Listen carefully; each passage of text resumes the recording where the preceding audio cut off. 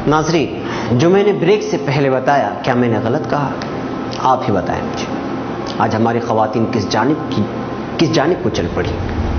मेरी बहनें अपने दिल पर हाथ रखकर मुझे यहाँ बताएं कि पता नहीं हम में से कितने हैं जो सालों साल से इस खतरनाक बीमारी को अपने ज़हन दिमाग से बिठाए हुए कई घंटे सर्व कर देते हैं। आज तक कुछ मिला उनको इन सीरियलों से? कुछ हासिल हुआ? क्या दिखाया जाता है यहाँ इसमें?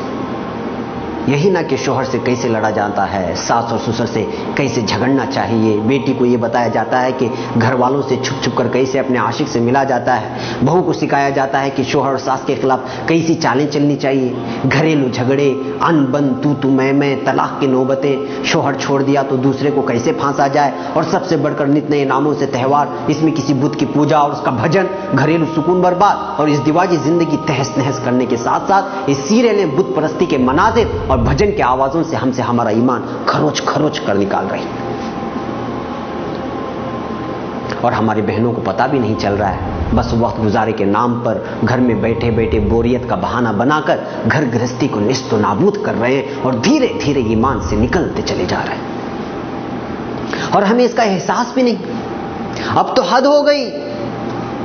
शोहर, बीवी, जवान बेटियां, बेटे सबके सब एक साथ बैठकर फहाशी को देख रहे हैं। कोई रोकने वाला नहीं, कोई टोकने वाला नहीं, मनमानी चल रही है। फिर जब घर से बेटी भाग जाती है या बेटी किसी आशिक के साथ फोन में बात कर रही होती है तो मां एक तरफ गुस्से में लाल, बाप एक तरफ परेशान। भाई मुझे ये तो बताओ, इसके जिम्मेदार कौन है? आखिर क्यों तुम्हारी औलाद तुम्हारी नहीं सुन रही है? तुम ही तो थे जो बेटियों और जवान बेटियों को साथ में लेकर, बच्चों को साथ बिठाकर सीरियल के फैश मनाजिर दिखा रहे थे, हया बाख्ता मनाजिर के साथ साथ इश्क मुआशरे की गुफ्तशुनी सुना रहे थे। आप वक्त गुजारी कर रहे थे और आपकी बेटी इस मनाजिर को लेकर एक हसीन ख्वाब बुन रही थी। वो तो आसमान के तारों पर जिंदगी बसाने की सोच रही थी। मौका मिला तो अब उसने भी बगावत कर दी। अब शिकायत करने से क्या फायदा कि बेटी भाग गई, लड़का बिगड़ गया, बात नहीं सुनता। वजह तो आप ही बने। नाज़रीन, आज की इस तरक्कियात ने हमें कहीं का नहीं छोड़ा। इन ड्रामों में सबसे ज्यादा मरऊब हमारी नौजवान नस्ल हो रही है, जबकि यही लड़कियां आगे चलकर एक खानदान की बुनियाद डालती हैं। आज खवातीन, बहू, बेटियों और बहनों का मौज़ू गुफ्तगू यही ड्रामे और कहानियां होकर रह गई हैं। और जब एक जगह जमा होती हैं तो आपस में स्टोरियां सुनाना शुरू कर देती हैं। और अफसोस का मकाम यह है कि इसको इतना फैशन और मॉडर्न बनाकर पेश किया जा रहा है कि अच्छा खासा दीनदार कहलाया जाने वाला माशरा भी इसको मायूब नहीं समझता। हैरानी उस वक्त होती है कि सैकड़ों ड्रामों के नाम याद हैं, इसमें किरदार अदा करने वाली अदाकारों के नाम याद हैं, कहां आगाज हुआ, कहां खत्म, कल कहां से शुरू होने वाला है, सब पता है। मगर उन्हीं को आप गलती से सहाबियात के नाम पूछ लें, इस्लाम की तारीख, मक्का और मदीना दौर के हालात पूछ लें तो बगले झांकने लगेंगे और बेशरम और बेहया होकर ये कहेंगे कि किताब में दर्ज है, जाके खुद पढ़ लो।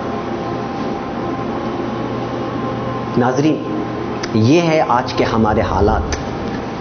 मैं अगर गलत कह रहा हूं तो मेरा गिरहबान पकड़कर मुझसे कहें कि मैं गलत कह रहा हूं, मगर मुझे नहीं लगता कि आप ऐसा करेंगे, क्योंकि आज यही हो रहा है जो मैं कहने की कोशिश कर रहा हूं। सिवाय उन अहबाब के जो लोग इस फितने के शिकार न बने, मुझे उन माओं से, उन खवातीन से यहां पूछने की इजाजत दें कि अगर आप ही अपने बच्चों को लेकर इस तरह ड्रामों से लुत्फ अंदोज होने के लिए बैठ जाएंगे तो फिर उनको सहाबियात के किस्से कौन सुनाएगा? खाना बनाना, खिलाना, कपड़े धोना, स्कूल और कॉलेज भिजवाने की तैयारी करना, जो मांगी उसकी ख्वाहिश को पूरा करना, क्या सिर्फ यही जिम्मेदारी है? इन बच्चे और बच्चियों को कौन बताएगा कि हजरत सुमैया रज़ी अल्लाह ताला अन्हा ने दीन और इस्लाम की खातिर बर्छी खाई थी, कई दिनों तक हाथ पैरों से बंधे अरब की तपती धूप में खड़ा करके कोड़ों से मारा गया था और इस्लाम की पहली शहीद खातून कहलाई गई थी।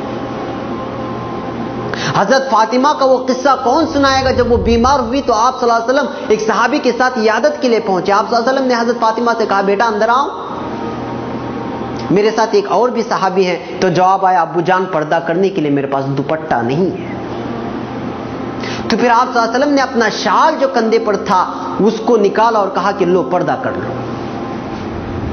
फिर बड़े दुख भरे अंदाज में बीमार बेटी का हाल पूछा तो पता भी है क्या जवाब मिला?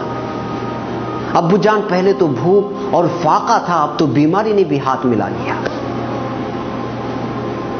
आप सल्लल्लाहु अलैहि वसल्लम जो अहले ताइफ के पत्थर खाकर भी नहीं रोए थे, यहां बेटी के सामने दिल पिघल गया। फिर बेटी को सीने से लगाया तो आंखों से आंसू जारी थे और आंसू दाढ़ी को तर करके हजरत फातिमा के सर पर पड़ रहे थे। वहां हजरत फातिमा रो रही थी, बेटी को दिलासा दे रहे थे और फिर एक दर्द और कसक भरी आवाज उभरी और कहा, बेटा तेरे बाप का भी कुछ ऐसा ही हाल है, तीसरा दिन है, पेट में कुछ नहीं गया है।